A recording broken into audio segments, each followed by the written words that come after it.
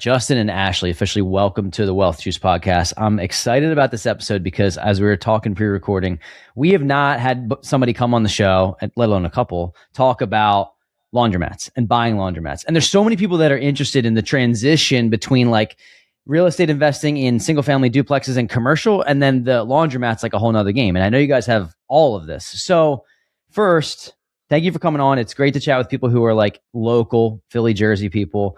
So thanks for your time. And I'm looking forward to having a convo with you guys today.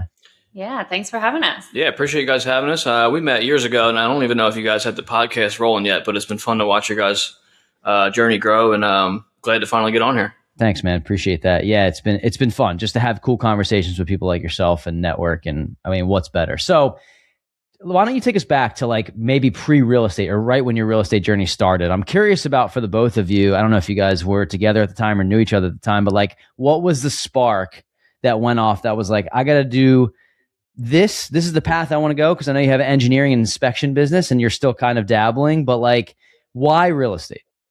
Yeah, absolutely. So I somehow got looped into a Bigger Pockets forum in like 2015, and I went down a rabbit hole.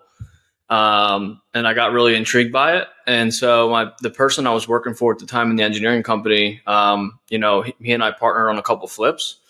And I looked at it at that time as a way to kind of make more money. I just had graduated college, and I saw some other people doing it, and I was looking at the numbers. I'm like, man, these people are making 40, 50, 100K on a flip in like 4 to 6 months. Like if I could partner with somebody and do that and make half of that, that'd be cool. Really cool. At that time I was only making like 35K salary at my job. That was kind of how I got started. And from there, did some more research, did a couple flips with that partner. And then I read Brandon Turner's book on rental property investing. Great and book, that completely changed my mind. I was like, these flips are like, I don't even care. I don't want to do flips. I need rentals. Cause I realized like all the benefits of rentals versus, the flip game. So, we were not together at that time. We didn't get together until 2019. And then she kind of came into the real estate journey once she moved back here from Miami, once we got together. Yeah, I just looked at his desk and I saw a huge stack of papers and I was like, I think he needs a little help. And then he actually gave me the book, Rich Dad, Poor Dad, to read. And that really sparked my interest in, assets that make money for you. Yeah. It's funny. I like talking to couples about this because I have conversations with people all the time who are like trying to convince their significant other to get on board. And it's like this uphill battle. And I have these conversations. I'm like, man, if you can't get your spouse to be like, I'm all in with you, it's tough. It's a tough scenario. And it sounds like that book, which it happened to a lot of people, it kind of sparked this, we're going to do this together. And I think there's a lot of power in that. So talk to me about like your first couple deals, like first couple rental deals, and then we'll get to like your partnership and the transition into the laundromats. Yeah, absolutely. So my first rental deal was actually a single family property in Laurel Springs that, funny enough, we just sold it because we were living there. That was where I don't know if we haven't talked about this. Outside of my property in Philly, my house hack, Laurel Springs is where I bought my second property that I sold in 2023 too. So right near Lindenwold, right? Like Brown one, right? The brown duplex? I know right where it is. Oh yes. Yeah. That pumpkin. We get pumpkins. We used to get pumpkins from that place across the street. Mm-hmm. But I bought that property in 2017 as a BRRRR deal, single family, refied out. Probably 6 months after I bought it, put a tenant in there in 2018. That tenant stayed until 2021 when we just had our son. We were living in my duplex that we were house hacking. The tenant was moving out. We were looking to get out of the duplex because we didn't want to live with tenants with our newborn. Our tenant was moving out of that single family. So we moved back into it, refinanced it, and then lived there up until 2 or 3 months ago. Sold that and then moved out. So it was a BRRRR, house hack, live and flip, kind of all mixed together. And that was 7 year, essentially a 7 year first property that I bought as a rental originally. After that one, I bought a duplex. Well, yeah, that first one we rented, bought a duplex in Magnolia, house hacked it until we had our son, then moved out. Obviously that turned into a rental. And then we started buying properties in Haddon Township. And that's primarily where we buy now. We haven't bought anything for like a year or two over there. But that was kind of the first one, and that kind of sparked everything from there.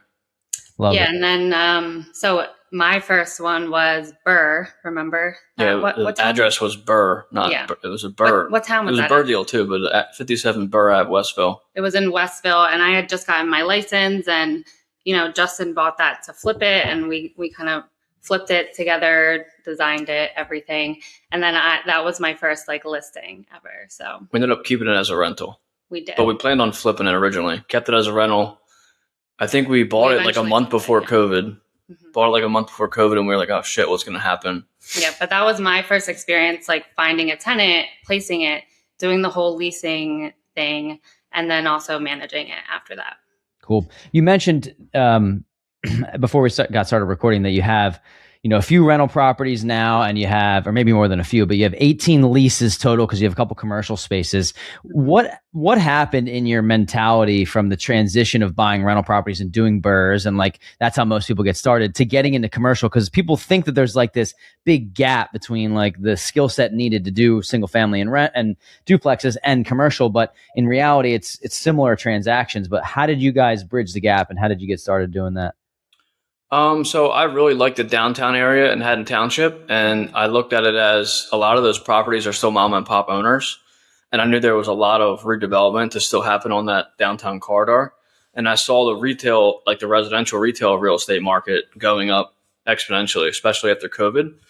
And so I was like, just kind of like dipping my toe in the water, looking on Zillow at what was for sale on that little downtown area. We ended up finding a mixed use duplex, like first floor commercial, second floor apartment. We closed on that first one probably in 2021. And that was kind of how I got my foot in the door in that area. And then I just kind of focused more and more on that area because I liked the long-term appreciation play. And then the second property was a 4,500 square foot professional office building right on the same street, like less than a mile away. The people who owned it, they were an attorney. They had like a law firm there, and they were looking to sell the business because they were going to retire, and they hadn't done anything to the building in like 30 years. I think the guy, he actually passed away, and the wife, had it, and I think the opportunity really came up because it was COVID, and everyone was scared of office space at that time, and we were like, hey, let's give it a shot. Yeah, it was listed way high, and I met the broker out there, and he was like, hey, listen, like this is what they'll take for it. And he told me the number. I almost like fell down. I was like, dude, I'll sign that tonight. Like, send me the contract. I'll sign it tonight. And that deal ended up being like our best deal yet, best real estate deal yet. I don't think we'll ever sell that property. And we rehabbed the whole thing and refinanced out and, played that whole scenario out. But that was kind of how we transitioned from the residential. And then once we got, commercial and mixed use properties on that, street there on that downtown, I was like, all right, let's focus on real estate here because the properties can work. The interest rates went up, and that's why we transitioned to Laundromat, so we can talk about that. But, we still look at deals there, but the interest rates make it tough, so we haven't bought anything recently. Yeah, and we had inherited one tenant from that office space, and then I found the four other tenants, and it was just so interesting to me, working with residential tenants versus commercial tenants, just the difference in the mindset, right? Like they own their own business and versus just someone who's a residential person. Yeah, that makes perfect sense. What was it like for you guys to finance that? I mean, you had a few rental properties, you're still both working full time. Was it like, I'm saving up this down payment and I'm putting this down, I'm putting, I guess, in the commercial, sometimes you have to put 30% down. Was it all you guys, or did you have outside partners, like private money? What was it like? Is it just bootstrapping it, the two of you? Yeah, we bootstrapped it. We don't have any partners on any of our real estate right now. So that deal, timing wise, actually, it's funny that one of those Burr deals that we talked about, 57 Burr Ave, that we bought right before COVID.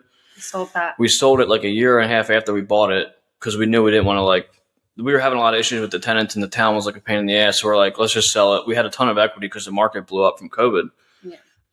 And so I sold it, or I was about to sell it, and then I saw this deal, this commercial property, and we ended up doing it timing wise. It ended up working out for a 1031 exchange, and literally the proceeds from the sale were almost exactly what we needed to close on the commercial property just by chance. Yeah. And so, timing wise and kind of luck put us in a position to close on that without having to take any money out of pocket. And there was additional funds we needed. to come up with for renovations. We ended up getting a commercial loan on that property through a local community bank, commercial construction loan. And they do like a 25-year amortization. I think it was, at that time, it was 20% down with a 5-year rate reset, which we're coming up on in December this year. That was how we financed it. So if you've ever tried getting a mortgage, which I'm sure many of you have, you know how daunting and discouraging it can be of a process. The slow process, paperwork, being told no without any real explanation. One time we were even told that taking out a home equity line of credit on an investment property wasn't even possible.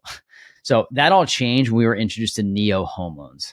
What makes Neo different is literally how they approach lending. They're not just checking the boxes.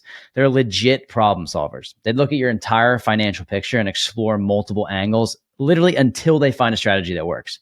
They helped us reposition our portfolio, pull out lines of credit to scale, and structure everything for long-term growth. And on top of that, their rates were some of the most competitive that we've seen. They just literally did whatever it takes to find a solution. For us, Neo has become our liability advisor, the same way you have a financial advisor on the asset side for the liabilities. If you're serious about building wealth through real estate, it's worth sitting down with them and getting your lending strategy dialed in. If you want to book a call with them, click the link in our show notes. Their team is unreal, but don't just take it from us. Find out for yourself. Love it. So you took a 1031 for the down payment, then got out a commercial loan for the renovations. And I think people don't even realize like the power and how much you can do in that scenario. Like I'm helping a client go through a 1031 now. They're taking a property in the Pocono Mountains. They actually want to buy in Philly, just because of some areas in Philly that are like appreciating. And the 1031, I just met with a 1031 company and they're like, yeah, we need a week. Like it's like $1,500 and we need a week. And I was like, I've never actually done a 1031. I've been in real estate for 8 years. I've never done it. And I'm thinking like how many times I should have done it, honestly. But it's so powerful. And it's not that like there's companies that are dedicated and they do it for you, right? Like anything. So I think that's awesome because you guys were doing so well and like, you slow but mighty, but like building this up. Why even pivot into like, what gave you the idea to pivot from, building your little, portfolio that's growing 10, 15 doors, like you can keep going down that road, but then you got a laundromat. So like, what was the decision to pivot there? Yeah, I would say the cash flow. We just weren't seeing the returns we wanted. They weren't really making like a dent in our life, really. Like we knew like long-term it would be worth it, right? But like everybody wants that, quit their W-2, or for me, like stop working in my company that I own, which is maybe worse than a W-2 because I can't just quit because I own the company. So everybody wants to like increase their cash flow. And so the interest rates went up. The market was booming after COVID. The prices for properties were like way higher than they should have been. And so nothing was penciling out. And during COVID, like I started seeing people talk about laundromats on Instagram. And so I went down like a little bit of a rabbit hole one day. I got connected on Facebook forum with a local distributor, talked with him for like a year and a half. And then he ended up bringing us a deal that was like less than 10 minutes away from our house. But the reason was really like financial. Like we wanted something that was we didn't expect it to be fully passive. Like we knew we had to put the work in. It's brand new. We had no idea what we were doing when we bought that first store. We learned everything on the fly. But we knew that if we did it right, the chances of succeeding were high. Like it's a self-serve laundromat. It's really not like rocket science, right? And so we ended up selling a duplex that we had in Woodbury maybe like 3 months before that this first laundromat came up. So we had like a 125, 135 cash like from that sale, just kind of by chance, like the last deal. And so we had that like on the back burner. We're like, all right, let's try and buy another property in Haddon Township. If something comes up, nothing came up. And then that first laundromat came up and then everything kind of took off from there. Yeah, we really wanted to increase like I'm very big on numbers, and I'm like, look at our active income like every single month. Like this is just not, it's going to take us forever to get us to where, and so much money if we were just to go down let's keep buying, properties. So. Got it. Okay. That makes perfect sense. So talk to me like about the numbers on this deal and how this works. So I'm thinking like you buy a laundromat and like in my head, I'm like, okay, people are doing coin operated machines or dollars. I don't even know how much it costs to go like do your laundry, right? Do you have somebody that's on site as like a manager that's there, that's working, or do you even need that? So tell me about a couple things. Like what does it cost? Maybe you can just run me through one of the deals. What does it cost? What is it like, how much to finance it? And then like, what are the potential with the cash flow on a, a standard laundromat that's close to your home? Yeah, so the first one we bought, actually all the ones we bought so far have been like zombie mats, which are like rundown laundromats that an old operator just completely let go. So we go in there and do a full gut rehab. We put all brand new equipment in. We put a LaundryWorks card system in, so there's no coins at all. We have automatic, locks on the timers and lights. We have camera systems set up. It's fully self-serve, so we don't do any wash, dry, fold. We don't have attendants in any of the stores, so we try and automate it as much as possible. The first deal we bought, it was a leased space in a commercial strip center. We bought the deal for $25,000. That was the business. We bought the business for the business. Yeah. Sorry, we bought the business for $25K. We spent around $60,000 in renovations, like basically new mechanical fit out, cosmetic rehab on the inside, new lighting and all that. Then we ended up having to put down, I think, another 30 or 40K towards the equipment loan. So there's lenders that specialize in laundromats and car washes. This one company is called Eastern Funding. So we got hooked up with them through our local distributor who sold us the equipment. So we ended up, putting debt on the machines through them.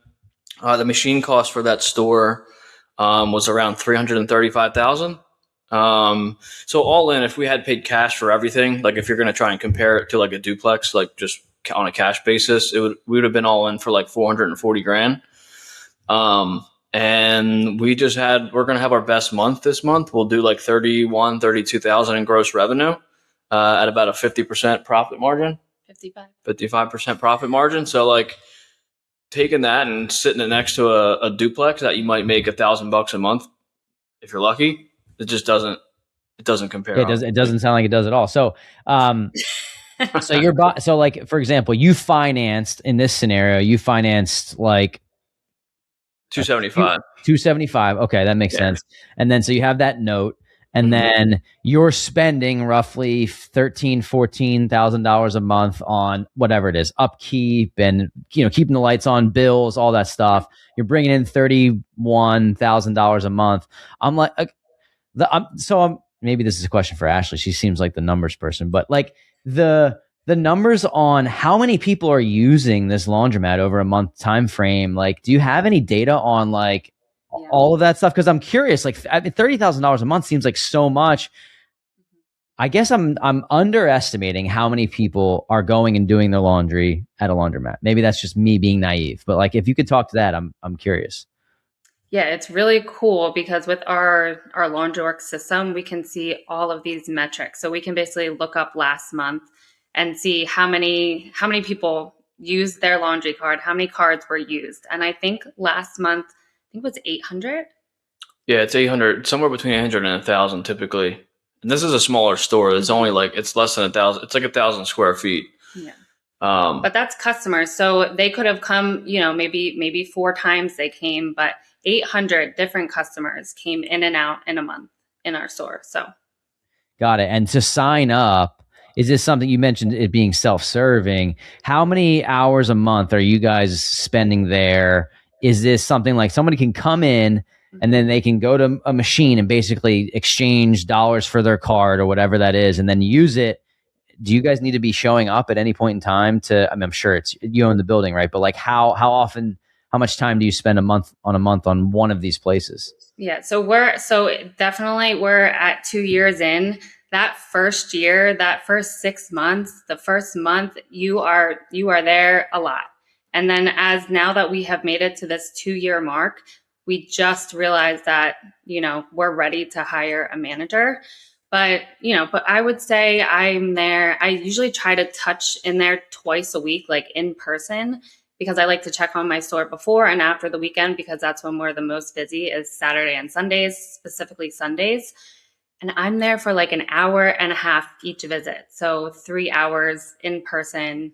If I want to go in the store on Sundays and touch more people and get more Google reviews, I could do that. But really, I'm looking like in person in the store. Once you get to that 2-year mark, is I would say 5 hours a week. 5 hours a week. Yeah. It's certainly more important in the beginning especially if you have a store that was previously known as a zombie mat. Mm-hmm. It doesn't have a good customer base. And so when you close the store, it might be down for another 3 to 8 months, the store might be closed. And so the people are, no, laundry is like a habitual thing. So people find other places. Once they're used to a place, they're not like actively looking like laundromat near me. So they're not like, even if you have a brand new store, they might not necessarily know about it. So, building that customer base back up takes time. So the more you're there in that first 6 to 12 months, like talking to customers, building a rapport, getting Google reviews, putting a face behind the company and a face behind the brand and business is super important. Yeah. Also, you want to, all of our machines are tech-based now, so they're way different from the machines that the customers used to put their quarters in. And it comes with a little bit of a technology learning curve. So you're going to have to be there and you're going to have to show them how to literally work all of these machines, or they're going to come in, they might get frustrated and they might just leave because they're like, what is this? So we have like strategically, we have signs, like hard copy signs. We have QR codes that show you how to demo, each of the machines. And then once you get to 2 years, now you have all these customers who have been coming here for 2 years. They start to show the new customers when they come in how to use the machine. So, but it takes so much work to get to that 2-year mark. Yeah, once you hit a certain point, there's always somebody in the store that knows how to use something. So typically, if somebody doesn't know, if they really can't figure it out, they'll go ask somebody. And everyone's like super helpful and nice in there. Like people respect the store too. Like they see you. Like most people realize, like, wow, they invested a lot of money into the community. Like this is for the community and for the customers. Mm-hmm. So people are pretty respectful and like they like talking and helping people. It's like a little bit of a like community hub. You get some regulars in there and stuff too. So yeah, it's one of the last places that people actually still talk to each other. Honestly, there's a lot of time in between. People are waiting, and yeah, that makes build like a little bit of a culture there. Mm-hmm. Yeah, I mean, so I'm glad that you guys brought this up over the first like year or so, because I think there is this community or this notion online that you can just buy all what the silver or tsunami, right? Like you're buying all these businesses from people that are retiring and it's just a passive income stream and you're just sitting back and like you buy a business and it just works, and I like, it kind of annoys me because it's like, although at this stage you guys have created some passivity through it because of the systems that you put in place and because of the upfront work, similar to buying any type of real estate, it gets more passive over time. You still have to create, you're still in there doing the work. And I think that a lot of people will listen to something like this and be like, oh, I want to make $10,000, $15,000 a month and I just want to put money up and do nothing. And it's like, the only way to really do that, in my opinion, is if you had LPs in your projects. And like I have LPs in our syndications and it's actually passive for them. They don't have to do anything. So I appreciate you mentioning the upfront legwork, which leads me to my next question about scaling this. So were you able to just, you mentioned no partners, nothing, which is awesome. Take the cash flow that you're bringing from project one, go find the next deal, and finding the next deal. Is it using the same broker and trying to buy them all in this South Jersey region? No. So we don't have any partners on our real estate projects, but the laundromats, we do have partners. Got it. Okay. We don't. Our first store, which was just us. The second, third, and the fourth, we have partners on. Okay. Can you talk to me about the structure of how that works? Is it similar to, are they putting up notes and then you own the whole business, or are they equity partners with you in the business? We raise equity. So basically, they get a percentage of the LLC and they're like equity owners on the LLC for however much capital they put in. Got it. Okay, and that's structured a little bit differently per deal. So the second and third one, the second one specifically, we have three or four capital partners on that one. And then there's 3 operations partners. And then the third one, it's just 50-50 between us and one other person. But yeah, it's not that much different. Like the people who are only investing capital and aren't on the ops team, like they don't do anything. Really, like they're on LLC, like they'll come in and do some things here and there, but like they're not obligated to do anything from an operations perspective. Mm-hmm. But they do get equity in the business for, investing capital. Hey, let me pause the episode real quick. Let me know if this sounds like you. You're making 6 figures, you're climbing the corporate ladder, investing in your 401k and your Roth IRA, and maybe even a brokerage account. But deep down, you're asking yourself, is this really it? Like, am I just going to do this thing for the next 30 years and hope to retire in my 60s? That was exactly us just a few years back. We were curious and excited about real estate, but overwhelmed and without a roadmap. If you fast forward to today, we've built a portfolio of over 80 cash flowing units and grown our net worth to over $2 million. We made it our mission to help busy professionals like you take that same leap and start building generational wealth for yourself and your family. That's exactly why we created the Wealth Juice Inner Circle, a private real estate investing community designed to help you get your first rental property under your belt in as little as 90 days. Inside, you'll get direct access to us, our full investing network, private off-market deals, and our exact playbook, and a community of investors who are closing deals every single week. That first property changed everything for us. We always talk about it. It was the true foundation for building generational wealth. And honestly, if we had access to something like this when we first started, we'd be 10 times further along by now. So if this sounds just like you, click the link in our show notes and schedule a call with me. Yes, me. I'll be taking the calls. We'll go over your goals, map out a plan, and get you ready to close your first deal. Let's get it. Yeah, that makes perfect sense. And then finding these deals, is it like you're relying on a similar, the same broker? Have you created relationships with new brokers? Are you trying to expand into new markets? Like, what's that like? Yeah, all of our deals have come from the first store. And actually, the landlord of our first store, he saw what we did to the space, and he just so happened to have another strip center in PA. He said, "Hey, I'm kicking this laundromat owner out. He doesn't pay his rent. This store looks like crap. Would you guys be interested in it?" And then it was literally a snowball after that. And then our third one was from the machine distributors who love to work with us. They've seen what we've done, and they brought us that third deal. They knew that it was a vacant space. It just needed an operator. And then our fourth one came from actually one of the capital partners from the second one. Got it. Okay. So when you buy the laundromats, you guys don't own the real estate that the laundromat's in, or on any of them, do you? On the fourth one, we did buy the real estate. Okay. First three are leases. And the fifth one, we're buying the real estate as well that we're under contract with currently. And that will be just Justin and I. And one capital partner. And a money capital partner. So every single deal has been different. Everyone's been structured different, finance different, operations been a little different. So it's been a little bit of a learning curve. Like literally, it's less than. It's been less. 2 years will be February. Like a month from now will be like the 2 years from when we first opened that first store. So like this all happened so fast, and so like a lot of the shit we're still learning as we go. Absolutely. I'm kind of like ready, shoot, aim type person. Like I said, that first deal we bought, neither of us had any idea. And it was just like, well, the numbers look good. Yeah. As long as like we're diligent about it, how hard could it be? And then it clicked for us, and we're kind of just taking it as it comes. And, the deals have come, and the deals have been so good. It's like been like, nothing was like, we couldn't pass these deals up, because it was like, I don't know when the next deal like this is going to come. And then 3 more happen to come, but you never know. So like the deal's been too good to pass up. So we've been taking them, rolling with it, and then figured things out as we go. Yeah. I don't recommend doing so many back to back, but I would also never say don't take that opportunity, because you just have to take it when you can. And I look back at our second store, it's been a year, and I'm like, how has it been a year since we have just been so busy. So yeah, I'm curious about when you say the numbers look so good, maybe you could give me an idea of like when you see a deal, you're like, okay, this will pencil out. Cause I could tell you what will pencil out in a multifamily deal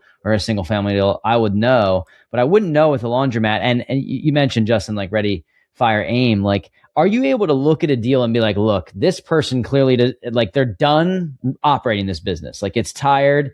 I know based on the location that this could actually work if we did it the way that we did. Or is it really more in depth with like, no, it needs to have this certain number. I'm sure you're negotiating purchase price. I'm not trying to be facetious there, but I'm curious like how detailed the underwriting is based on what you guys have done over the first 5 deals. Yeah, the first 3 deals, the first 2 we bought the businesses for $25K. So it was like no matter what, you really can't lose. Everything was based on a pro forma, because we're doing full gut rehabs. So like we knew the old operators did such a bad job. Like if we had their financials, it really didn't mean anything to us, because like we knew we were going to go in and change everything. Mm-hmm. So whatever they were doing didn't matter. Yeah, and most of them don't have financials. Well, I was going to say, think about this. So $25,000. I mean, like you did that more in a month recently. So like, I don't know how laundromats are valued, but if you do $30,000, your business now, $30,000 times 12, what, that's 400 grand or something like that a year, right? Then there, you can likely get a multiple of that if you were to sell the business. So like, you literally took a business and like 100x'd it, it seemed like. Yeah, well, so in Jersey, and certain towns are different, but there's water and sewer tap fees, and there's like environmental impact fees, which vary by county. So if you were to start a laundromat from scratch, we'll just use this first deal over here in Camden County specifically. We paid $25,000. If we were to start a laundromat from scratch, like if the building didn't previously have a laundromat, say in like a Wawa, a lot of people will like take an old Wawa and want convert to, it. Convert it. So there's an environmental impact and tap fees. Like that could be anywhere from $5,000 to $7,000 per washing machine. So that store, like that fee would have been around 100 to 150,000, somewhere in that range, depending on the specific fees. So when we paid $25K, that's the value we were getting. So we understood that, right? So I'm like, all right, we get this for 25 grand. If this wasn't previously a laundromat and someone were to open one here, like you're without putting anything else into it, you're shoveling out 125K. So we knew there was value in that. And then we were basing the projections that the distributor gave us. What we also realized, like, he's selling us the equipment. So like, he's going to try and beef up the numbers probably to make it look really good. So we looked at it like, all right, even if it does, I think he was projecting it at like 19,500 and change. So I was like, all right, even if it does 75% of what he's projecting, it still beats any duplex that I could ever buy. And so I was like, fuck it, we're going to try it, see what happens. And, and now we're doing 31K. And I think a lot of that is because of the operations that we put into place and like how well the stores run. And also I've learned just, we have the 3 stores in PA, we have the 1 store in Jersey. And I never thought to think about what is minimum wage in Jersey compared to PA. Double, right? Yeah. Yeah. I never thought, I never thought about that. And it's definitely we've seen it, play out a little bit. It's taking us a little bit longer to get us where we thought we were going to be in PA. And that statistic alone, I'm like, okay, that makes more sense. They make less money over there than in Jersey. So yeah, I was just looking this up the other day because I couldn't believe that PA was still like under $8 an hour. And I think Jersey was like 15, and it's nuts. It's nuts. 7 something. I'm like, how do people, live? It's crazy. Yeah. But to touch on your point about the value, so laundromats are valued on a multiple of the NOI. So it's basically your income minus your expenses without including the debt payment. Same as multifamily. Yeah. So our NOI per year, yearly NOI at that Voorhees store is like right around 200,000. So if you did a 4X on that, you're right around 800,000. I think if I were to list that store for 800,000, like people would laugh me out of the building because that sounds even crazy to me. But like based on the NOI, that's what it could potentially be worth.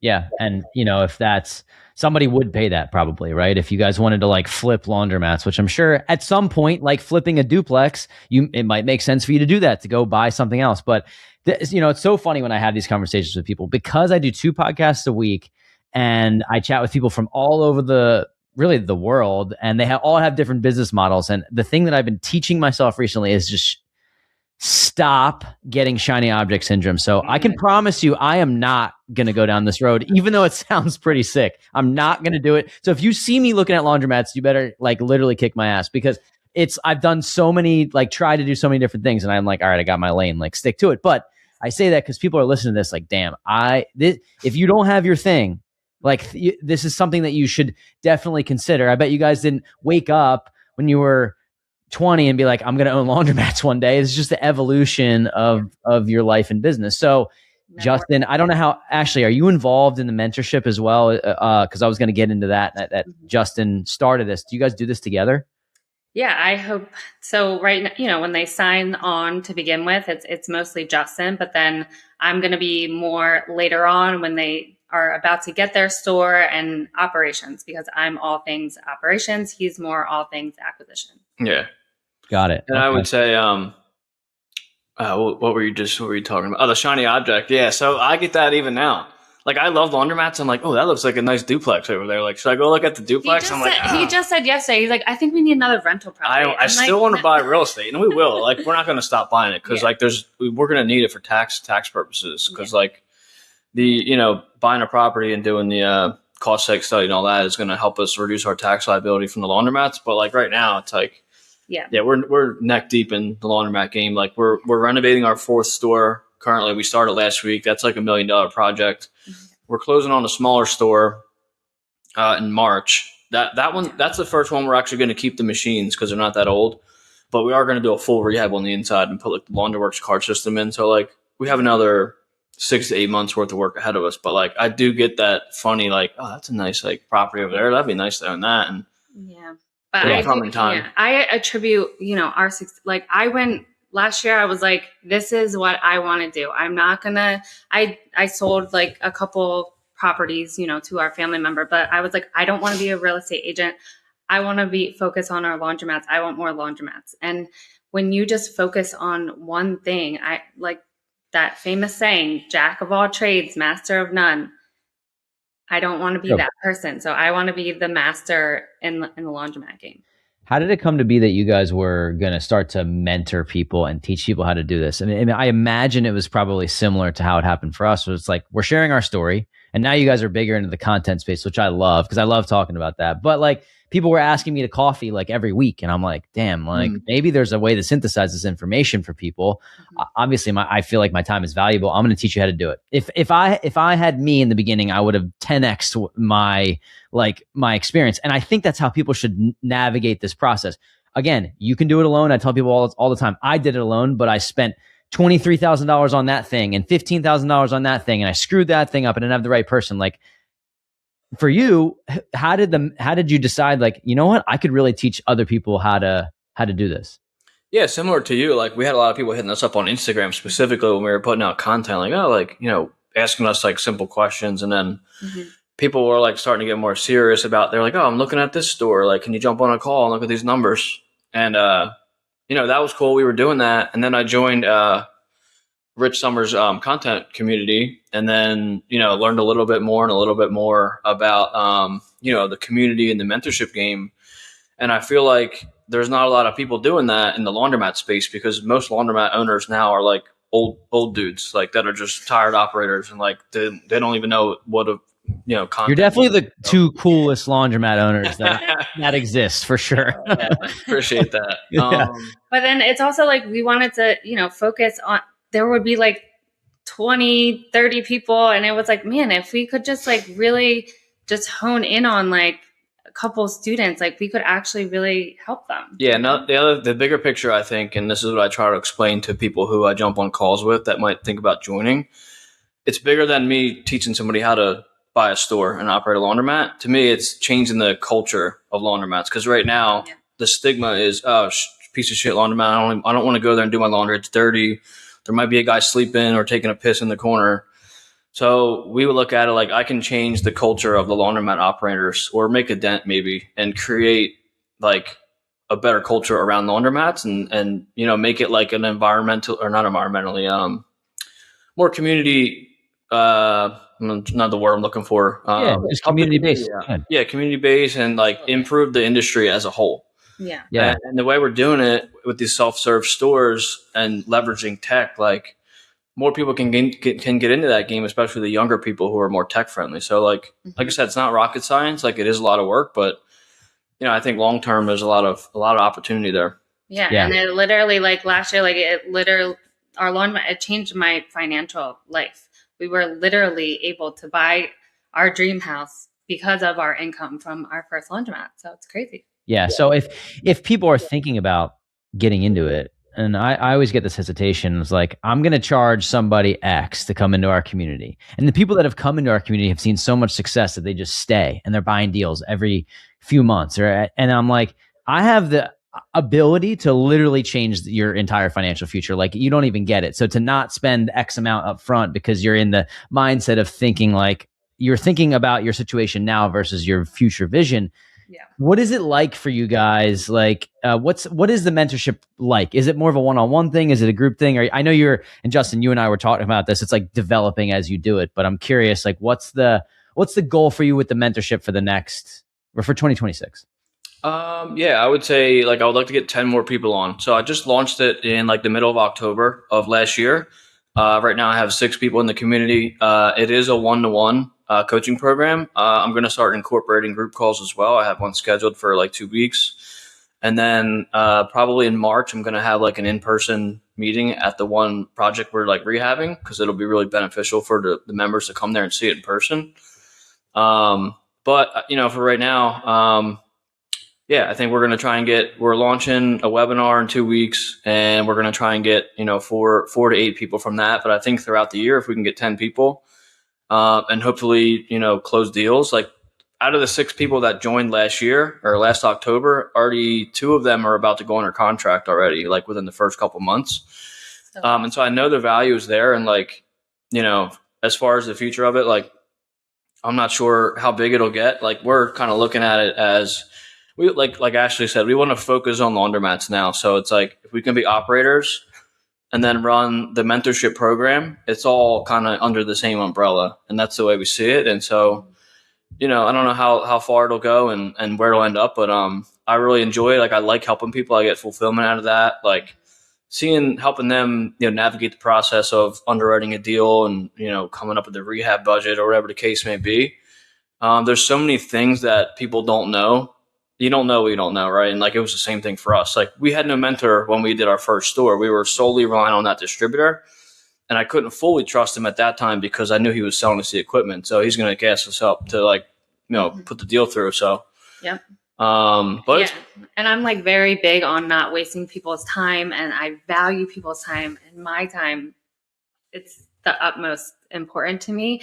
So if we could just like get to the point and help them get there faster and, learn from all our mistakes and even get tips from them, it's the relationship of us both working together, not just, one way or the other. Yeah, some of the like my best like feeling moments have been like when somebody sends me a text and like I know that I've really been able to help them. Like, making money for yourself is awesome. Everyone needs money. We want to make more. We want to live. We want to upgrade our lifestyle. Cool. But when somebody else gets that feeling and you're a part of it, even if it's 10%, 20%, 50%, like you're just like, wow, like I'm putting something cool together here, and it seems like you guys are doing that.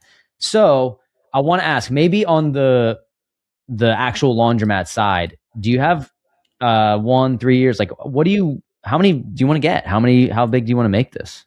Just to touch on the community aspect one more time. I started South Jersey Real Estate Investor Group in 2018, and exactly what you just said, a lot of the same things for me. Like, there's been so many deals that have gotten done within that group. There's been so many partnerships. There's been so many people who left their W-2 because they were able to accelerate their real estate investing journey through the people they met at the group. And so like, that's like, you can't really put a number on that. And that's been completely free. Like, we don't charge anything for that, obviously, but it's the same thing. It's like creating a community and a place where people can learn and accelerate their knowledge and growth is, that's like, you can't put a number on it. Yeah. As far as like our store count, like how many do we want to buy? We're definitely going through some growing pains in terms of like operations. Like, it's a lot to handle all these stores. And so we just hired, like a part-time manager for our first location. And she started on Monday. So I think that'll free up a lot of our time having to go to the store and like not have to worry about, filling the vending machine and like ordering detergent for the vending machine. Do the cleaners have their supplies? Like, we can focus more on launching these other stores and then acquisitions and kind of grow it from there. I think the person we hired could potentially be the manager for these other stores. And then, we'll kind of build it from there. I would say I want 10, like 10 solid locations. That's like my first goal. We'll have 5 this year. So, we talk so much about stabilizing our lives because it's constant chaos when you're doing shit like this. And like, I love it. Like, I love the constant problem solving. It's just like the entrepreneur in me. But it does get a little overwhelming, and it's like you look back and like it's been a year, and it's like, man, what did we do? And we still like do a lot of stuff. Like we went to the beach almost every weekend, and like all these trips and stuff. But like we still didn't go on a honeymoon yet, though. Yeah. Well, that was a COVID thing, right? You guys got married like right. No, we got married in August. Married last year. Oh, okay. You're yeah. I know. And like the next thing comes up, it's like you should probably go do that right now before it becomes like a baby moon 2 or something, you know? Like so. Yeah. Well, we're going in February. We're going to the Bahamas for a quick one. We were going to go to Hawaii for 10 days, but like we couldn't find childcare for that long, so we're doing a quick one in the Bahamas in February. But I think. We'll see where it goes. Like, I don't want to stop buying stores. I would like to focus on our 2 areas, like in our little demographic. Like we have those cluster of 3 stores in Pennsylvania on Delco. And then we're going to have 2 within 10 minutes of each other in Jersey. So if we can kind of expand the footprint there and keep acquiring deals and not like completely, drowning ourselves in operations work, I think it could be something that could be scaled. There's a couple guys in the industry that have like 50, 60 stores. And I've been like chatting with them a little bit on Instagram. I'm trying to like sign up for trying to get like a mentorship through one of them at some point this year and kind of learn like, all right, we have our feet wet. We have the operations dialed in as far as we know. Maybe there's things we could do better, but to take it to the next level, I need to get underneath somebody and learn like, how do you go from 5 stores to 50 stores. And I think that might be the next step for us. Yeah, I would love to. There's this chain around us, Luca's Laundry, and he owns, I think he has 10 stores, 10 or 11. 10 or 15. And he owns them all himself. And maybe if we could buy like a couple from him at one time, I think we'd be perfect for that. So yeah, getting involved with somebody who like that person, I'm sure they're, a little bit more established, probably a little older, like just they'll, in this real estate game, I found that people that have been doing this longer want to help the next guard. Like they want to show them the way. And I think that that's a limiting belief that people have before they get involved, is that like everyone at the top's like hoarding all the cash. It's like, no, like they want to see all these other people win. At least I know everyone that I interview on this podcast either does some form of mentorship or they do some form of like giving back to the people so that they can watch other people go through the same evolution that they did. So I think it's great. I mean, I have no doubt you guys have got the 10 stores. The hard part being that you're an entrepreneur is knowing when is it okay to turn the dial back a little bit, and like when is enough and how big do you have to get to be content, and is the next house going to be better than this house? It's like it's all that stuff that I think about all the time. You guys seem like you're happy now, making money now. It's all good, right? I mean, I'm sure you want to grow, but you maybe getting out of the operation seems like the best. Like if you could get managers to do a lot of the work, so you don't have to feel like you're running around with your head cut off and a year goes by in 10 days, right? So being more clear on who's doing this, who's doing that, and finding strong people to run it. Love it. Cool. Well, this was awesome. I have not had anybody, as I mentioned, come on talk about laundromats, and like this is such a niche thing, but it's something that I think if you're out there and you're making some money, you're trying to figure out how to escape your W-2 or you have the entrepreneurial bug, but you don't know where to put it or what to do, I just think this is a great avenue. So if people want to learn more about what you guys are doing and maybe potentially partner with you or join your mentorship, like what's the best place for people to find you? I would say on our Instagrams. My Instagram is at Justin__Eaton. Hers is at @ashgriff_. Mm-hmm. That's our personal Instagrams. Like shoot me a DM on there. Happy to answer questions, chat, jump on the call. Last, the question that I forgot to ask here is, with your mentorship, are you able to help people anywhere in the country, or do you feel like it's based mostly in like the Jersey, Philly area? I think it could be applied anywhere. Mm-hmm. Cool. Awesome. Yeah. Well, I appreciate your time. This has been really cool to get to know what you guys have going on. And we've inadvertently been like following each other's stories, and I know we've connected through deals, and it's just, I'm really excited to speak at South Jersey Real Estate Meetup. Like that's going to be awesome I'm looking forward to hopefully sending people your way, and just, when you find some local people that are like-minded, it's cool to have these interviews. So I appreciate your time. Thanks for coming on. Yeah, man. Thanks for having us. Thanks for having us. Love it.